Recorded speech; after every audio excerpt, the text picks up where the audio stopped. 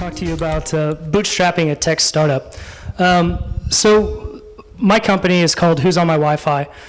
Basically what it does is it shows you who's on your wireless network, who's on your regular LAN network.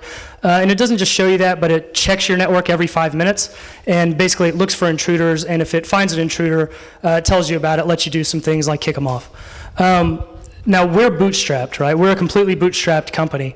And basically what this means is that nights and weekends for about 2 years or so, me and my co-founder, we were just plugging away at code, trying to find things, trying to find someone that wanted something that we had, right? So that's basically Who's on My Wi-Fi, and it was ultimately what came out of just building things, throwing them against the wall, seeing if anybody even cared, and this is basically the product that we came up with. So what is bootstrapping?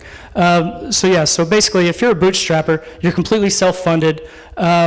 You monetize immediately and iterate. Now what does that mean? And that's why the title of my talk was if you're not embarrassed with your version 1.0, then you waited too long, is because really you're not necessarily trying to reinvent an entire industry. You're really just trying to solve a problem, right? And if you're actually solving someone's problem, they will love it. It doesn't matter if your code was made out of Excel sheets and whatever.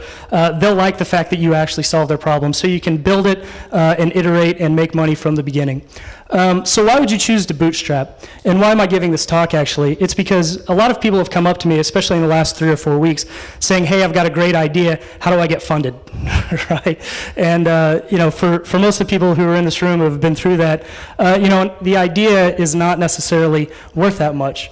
And let's talk about why you would bootstrap when it comes to money. This is a little fast.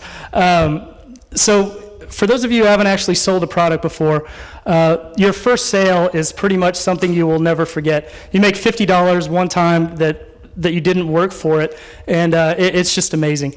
And you also notice that freeware products, for instance, you ever notice they always seem to stop at about version 1.0.5? Right? They never seem to quite make it to 2.0. And the reason why is because when it takes your time and money, it's exhausting.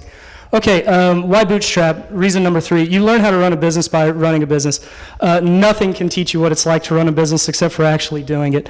And I wanted you to try and remember your first girlfriend or boyfriend. Imagine if you were married to them right now and had like 3 kids.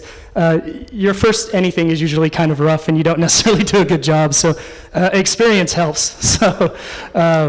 So definitely bootstrapping is a way to just get out there and try it and become a better entrepreneur. Okay, so going full-time is incredibly scary, and I mean incredibly scary. It depends on your situation and everything, but there's something that we say in Bootstrapper world, which is basically that after 6 months, you will make 4 times as much money as you did once you're full-time, right? So once you're full-time, wait 6 months, you'll make 4 times as much. But 4 times 0 is still 0, right? So if you go full-time, and I know all the people who are full-time right now are thinking, it's incredibly scary to work on something for 6 months and still be making $0. And why bootstrap number 5? There's nothing that says you can't take funding later. When you're starting small and you're trying to find demand and you finally find something that people want, maybe you should take money when you're ready to go full-time because hopefully you're already making something. You're trying to hire people, you're trying to expand. Those are great reasons to take money. Okay, and number 6, Oklahoma is small business friendly. I think something we're kind of talking about tonight is that Oklahoma and the whole tech startup scene is a little bit new, but Oklahoma is like a small business mecca, all right? I mean, the chamber, the Secretary of State, they were made for small business. I mean, they love small business in the state, and they're very used to it, right? So if you're making money and you're looking at, loans and all this kind of stuff, there's a ton of help for you once you actually do go full-time.